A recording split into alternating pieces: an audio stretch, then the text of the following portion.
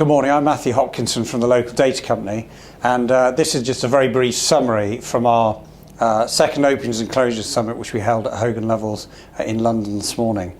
The chair of the event was Damien Wild, the editor of the States Gazette, and then we had a great panel consisting of Michael Whedon from the British Independent Retailers Association, Matthew Ditchburn, a property lawyer here from Hogan Levels. Then we also had Jonathan Reynolds, who's a well-known academic in the research field from Oxford University, and then finally Simon Danchuk, the MP for Rochdale, who also sits on the Communities and Local Government Select Committee. So essentially what we've seen today is the talk about the things that come out is the volume of change that we're seeing. We've seen, if you just look at the independents, over 30,000 opening and closing, that entrepreneurship and how can that be maintained. We've also looked at the continued decline of chain retailers in our town centres as they migrate and want to occupy larger out-of-town locations, and we believe that that could continue for some time. Matthew Ditchburn made a very good point about Tyrac and also one of the gyms which have recently taken a CVA, and most people didn't think CVAs would reappear from 2 or 3 years ago with Focus and others.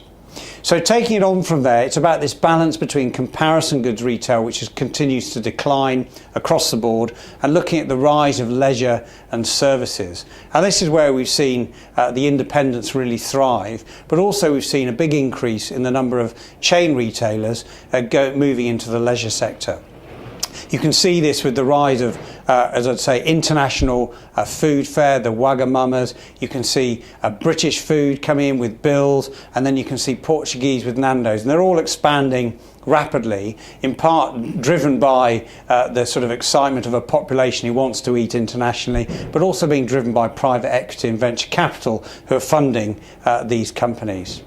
We also then looked at what is the point of difference here between regions, and how does this change, and how does the balance change? And it's all about understanding what your local economy can sustain. And a very good point made from the audience was about part of it is employment. You've got to employ people in these town centres, because when you have employment, you have footfall, and when you have footfall, you have spend. So all in all, it's been a great morning, and it really just comes down to a couple of points of what will the future be. We looked at technology and we looked at how that's changing things.